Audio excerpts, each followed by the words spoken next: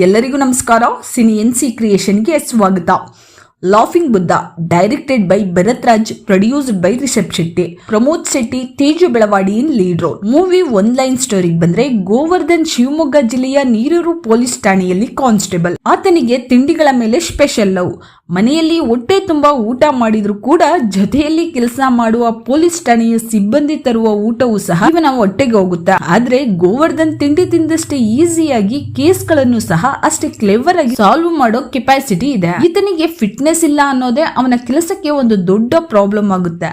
At A time ಒಂದು major case police ಸ್ಟೇಷನ್ಗೆ ಬರುತ್ತೆ. ನಂತರ ಏನಾಗುತ್ತೆ ಅನ್ನೋದನ್ನ ಸಿನಿಮಾ ನೋಡೇ ತಿಳ್ಕೋಬೇಕು. ಅನಾಲಿಸಿಸ್: ಈ ಸಿನಿಮಾದಲ್ಲಿ ನಗು ಮಾತ್ರ ಅಲ್ಲದೆ ಸಸ್ಪೆನ್ಸ್ ಸಹ ಇದೆ. ನಮ್ಮ ಸುತ್ತಮುತ್ತ ಏರಿಯಾಗಳಲ್ಲಿ ನಡೆಯುವಂತಹ ಕಾಮನ್ ಪೊಲೀಸ್ ಸ್ಟೇಷನ್ ನ ಸ್ಟೋರಿ, ಅಲ್ಲಿನ daily routine work pressure, family ಜೊತೆ ಟೈಮ್ ಸ್ಪೆಂಡ್ ಮಾಡೋದಿಕ್ಕಾಗದೆ ಇರೋದು, ಹೀಗೆ ಪೊಲೀಸ್ ಸಿಬ್ಬಂದಿಗಳ ಒಂದಷ್ಟು ವಿಷಯಗಳನ್ನ ತುಂಬಾ ನ್ಯಾಚುರಲ್ ಆಗಿ ಅವರ ಬದುಕಿನ ಕಷ್ಟಗಳನ್ನ ಹೇಳೋ ಪ್ರಯತ್ನ ಆಗಿದೆ. ವಿಷ್ಣು ವಿಜಯ್ ಅವರ ಎಂತ ಚಂದಾನೆ ಇವಳು ಎಂಬ ಸಾಂಗ್ ರಿಯಲಿ ಗುಡ್. ಸ್ಟೋರಿಗೆ ಬೇಕಾದಂತಹ properties like police station, colourful lightings, ಈ ತರ ವಿಜುವಲ್ಸ್ ಗಳು ತುಂಬಾನೇ ಚೆನ್ನಾಗಿದೆ. ಚಂದ್ರಶೇಖರನ್ ಕ್ಯಾಮ್ರಾ ವರ್ಕ್ ಸಹ ಸಿನಿಮಾದಲ್ಲಿ ಒಂದ್ ಕಡೆ ಹೈಲೈಟ್ ಆಗಿದೆ. ಸಿನಿಮಾದಲ್ಲಿ ಒನ್ ಲೈನ್ ಪಂಚಿಂಗ್ ಡೈಲಾಗ್ ಗಳು ಅಲ್ಲಲ್ಲಿ ನಗಿಸೋ ಪ್ರಯತ್ನ ಮಾಡಿದೆ. ಅವ್ರನ್ನ ಅವರು ಪ್ರೂವ್ ಮಾಡ್ಕೊಳ್ಳೋದಿಕ್ಕೆ ಎಲ್ಲಾ ಕ್ಯಾರೆಕ್ಟರ್ಸ್ ಗಳಿಗೂ ಒಳ್ಳೆ ಸ್ಕ್ರೀನ್ ಸ್ಪೇಸ್ ಸಿಕ್ಕಿದೆ. ಟೊಳ್ಳು ಹೊಟ್ಟೆಗೆಟ ಪ್ರಮೋದ್ ಶೆಟ್ಟಿ ಅವ್ರಿಗೆ ಏಳು ಮಾಡಿಸ್ತಾಗಿದೆ.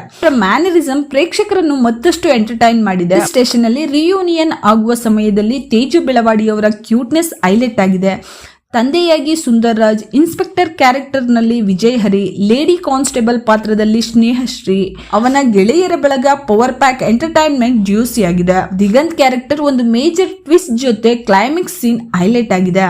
ಡೈರೆಕ್ಟರ್ ಯಾವುದೇ ಕಾಂಟೆಕ್ಸ್ಟ್ ಅನ್ನ ಹೈಲೈಟ್ ಮಾಡೋ ಪ್ರಯತ್ನ ಮಾಡಿಲ್ಲ. ಅದೇ ಕಾರಣಕ್ಕೆ ನರೇಷನ್ ಸ್ಟೈಲ್ ಎಫರ್ಟ್ಲೆಸ್ ಆಗಿದೆ. ಕಾಂತಾರ ಸಿನಿಮಾದ ಮೂಲಕ ಪ್ರೇಕ್ಷಕರಿಗೆ ಡಿಫರೆಂಟ್ ಸಿನಿಮಿಯಾಟಿಕ್ ಎಕ್ಸ್ಪೀರಿಯನ್ಸ್ ನೀಡಿರುವ ರಿಷಬ್ ಶೆಟ್ಟಿ ಪ್ರೊಡ್ಯೂಸ್ ಮಾಡಿರುವಂತಹ laughing Buddha cinema natural narrative style ಇಷ್ಟವಾಗುತ್ತೆ. At the same time narration ಪ್ರೇಕ್ಷಕರಿಗೆ ಇನ್ನಷ್ಟು ಗುಡ್ ಎಕ್ಸ್ಪೀರಿಯನ್ಸ್ ನೀಡಬಹುದಿತ್ತು ಅಂತಾನು ಅನ್ಸುತ್ತೆ. ಇದೊಂದು ಫ್ಯಾಮಿಲಿ ಕಮರ್ಷಿಯಲ್ ಡ್ರಾಮಾ. ಇಂತಹ ಸಿನಿಮಾಗಳಲ್ಲಿ ನಾವು ಯಾವುದೇ ರೀತಿ ಎಕ್ಸ್ಪೆಕ್ಟೇಷನ್ ಇಟ್ಕೊಳ್ಳದೆ ಸಿನಿಮಾ ನೋಡಿ ಬರಬೇಕು ಅಷ್ಟೇ. ನಮ್ಮ ಕನ್ನಡ ಇಂಡಸ್ಟ್ರಿಗೆ ನ್ಯೂ ಕಮರ್ಸ್ ಗಳನ್ನ ಇಂಟ್ರೊಡ್ಯೂಸ್ ಮಾಡಿ ಅವ್ರ ಮೇಲೆ ನಂಬಿಕೆ ಇಟ್ಟು ಈ ಸಿನಿಮಾಗೆ ಪ್ರೊಡ್ಯೂಸ್ ಮಾಡಿರುವ ರಿಷಬ್ ಶೆಟ್ಟಿ ಅವ್ರನ್ನ ಸ್ಪೆಷಲ್ ಆಗಿ ಅಪ್ರಿಶಿಯೇಟ್ ಮಾಡಲೇಬೇಕು. ಮತ್ತೊಂದು ನ್ಯೂ ಕಂಟೆಂಟ್ ಜೊತೆ ಸಿಗುವ. ಅಲ್ಲಿವರೆಗೂ ಟೇಕ್ ಕೇರ್, ಬೈ ಬೈ.